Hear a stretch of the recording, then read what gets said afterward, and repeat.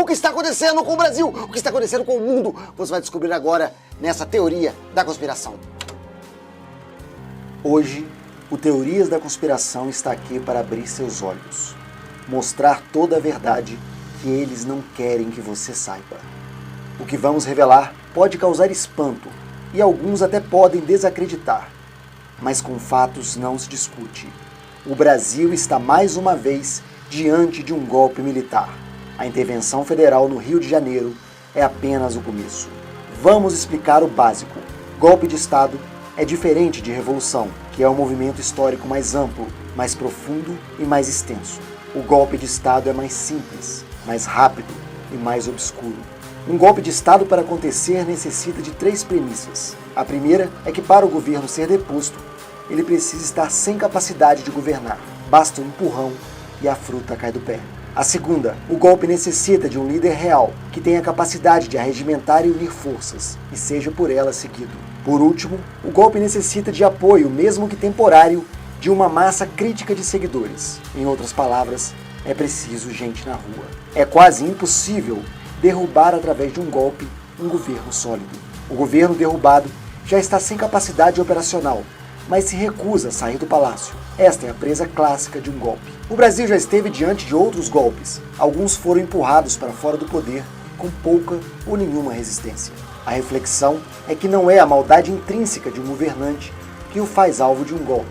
Joseph Stalin, na União Soviética, jamais sofreu uma tentativa de golpe de Estado.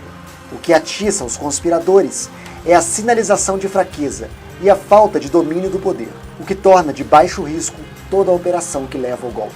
Vamos falar agora de uma tenebrosa história do passado recente de nosso país. Trata-se da ditadura militar, advinda de um golpe meticulosamente articulado pelo governo americano que usaram militares brasileiros para seu propósito. Vamos explicar um pouco sobre a aliança político-militar criada para reprimir a resistência aos regimes ditatoriais instalados dos 6 países do Cone Sul: Brasil, Argentina, Uruguai, Paraguai, Chile e Bolívia. A conspiração teve o nome de Operação Condor.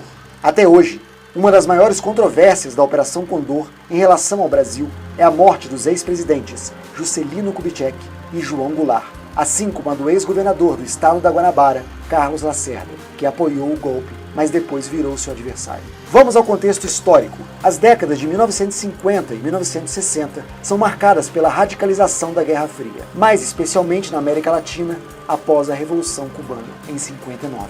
No Brasil, com a morte de Getúlio Vargas em 1954, a luta pelo poder tornava-se mais delicada, pois tentaram impedir a posse dos candidatos eleitos Juscelino Kubitschek e João Goulart. Juscelino assumiu a presidência nesse contexto de instabilidade e, mesmo assim, teve o mérito de ser o presidente que, pela primeira vez, mostrava um programa de governo completo, com metas e cronogramas estabelecidos. Na sucessão de JK, assume Jânio Quadros. Entretanto, após 8 meses no governo, renunciou à presidência, alegando a influência de forças ocultas que o impeliram a renunciar. Depois de mais uma controvérsia sobre a alternância de poder e um breve período parlamentarista, assume João Goulart, conhecido como Jango, iniciando no país uma campanha para aprovação das reformas de base, entre elas reforma agrária, bancária e educacional. Soma-se tudo isso a uma aproximação com Cuba e o governo chinês. Isso era inadmissível. Neste contexto, os representantes das Forças Armadas,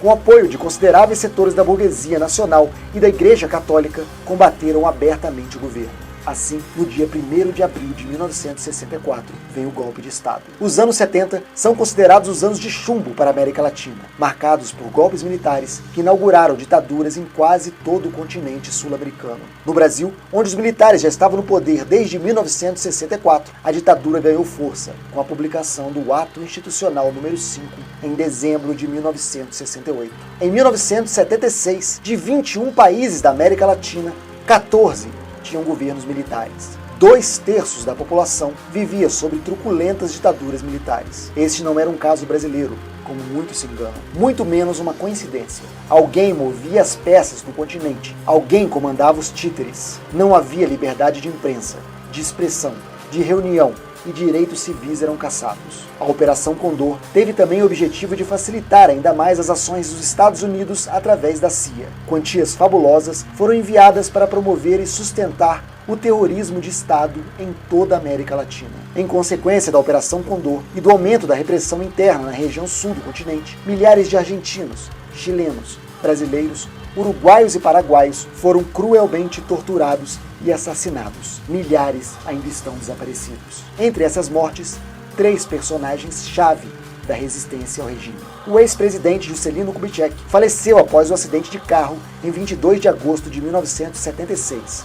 Na rodovia Presidente Dutra. O carro desgovernou, cruzou a pista em sentido contrário, batendo de frente com uma carreta. JK e seu motorista, Geraldo Ribeiro, tiveram morte instantânea. Segundo a perícia, o acidente aconteceu porque um ônibus teria encostado na traseira do Opala. Nos 2 laudos do acidente, os peritos não incluíram alguns detalhes, como fotos dos corpos de JK e do motorista. Tudo isso por recomendação de ordem superior. Também a polícia ouviu apenas 9 dos 33 passageiros do ônibus. No fim do ano passado, a Comissão Municipal da Verdade de São Paulo, comandada por vereadores da cidade, apresentou um relatório, segundo o qual o ex-presidente Juscelino Kubitschek teria sido alvo de um complô do regime militar para assassiná-lo. O motorista Geraldo Ribeiro, que conduzia o carro Opala, foi atingido por um tiro antes de perder o controle do automóvel e causar o acidente. O mais intrigante nesse episódio mal explicado de JK foi que 2 semanas antes do acidente, vários veículos de comunicação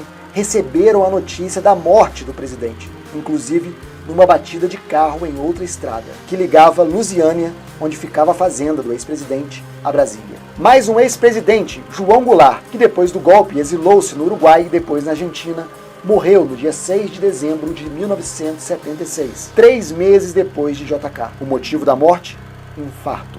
Ou seria assassinato. Existem recentes denúncias de que o ex-presidente teria sido assassinado na cidade argentina de Mercedes por ingestão de remédios para cardíacos criminosamente trocados. Já em 1977, o ex-governador Carlos Lacerda não se sentiu bem. Foi para a clínica São Vicente. Depois de muitos exames, os médicos concluíram que não era nada de grave, apenas um desequilíbrio no coração. Pediram para que ele dormisse aquela noite no hospital, pois é sempre mais tranquilo e com mais recursos médicos. Não foi para ele. Lacerda passou mal durante a noite e veio a falecer. A Comissão Nacional da Verdade decidiu exumar o corpo no final de 2013 para a realização de exames toxicológicos. Os resultados ainda não saíram. JK, Jango e Lacerda faleceram no espaço de menos de um ano. Em 1966, eles integraram a chamada Frente Ampla, um movimento de resistência à ditadura militar. É nítido que no decorrer da história da política brasileira ocorreram vários golpes, mas o mais monstruoso é o que estamos vendo em curso neste exato momento. O brasileiro não gosta de soluções radicais, a não ser quando a crise econômica é muito grave, ou então acredita em riscos catastróficos, como uma invasão comunista ou alienígena. É preciso criar um ambiente de medo e desesperança antes do golpe. Ocorreu o esperado com a interrupção do mandato de Dilma Rousseff em 2016. O plano de golpes da CIA para a América Latina sustenta-se em 3 pilares: golpes brancos com ares legítimos, de preferência com envolvimento do judiciário, manipulação da opinião pública através da imprensa e fomento de manifestações com fins de derrubada do poder. O The Intercept, numa reportagem investigativa, revelou que tudo foi armado pela rede Atlas Network, um mega aparelho de gente treinada para agir nas redes sociais e em outras mídias, além do Congresso Nacional, através de lobbies em outros pontos estratégicos para derrubar governos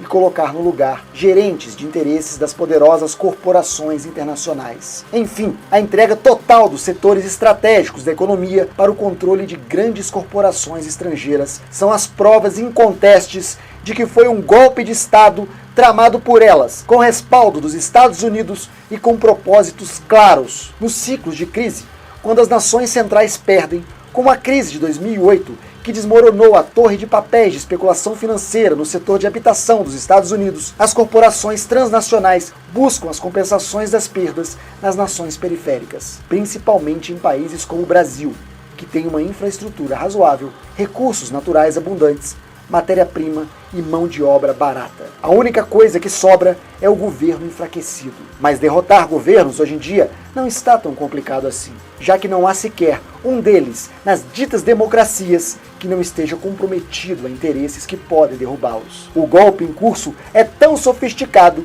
que até hoje muita gente não entendeu. Pessoas continuam presas nas redes construídas para o golpe, se alimentando de informações que interessam apenas aos grandes grupos para manter o status quo e tentar eleger outro governo alinhado com o projeto do grande capital e dos senhores do mundo. O enfraquecimento das instituições será tamanho e o medo será tão presente que abrirá caminho para o próximo passo: a intervenção militar total, o que já começamos a ver em curso. Não é paranoia, é apenas a verdade.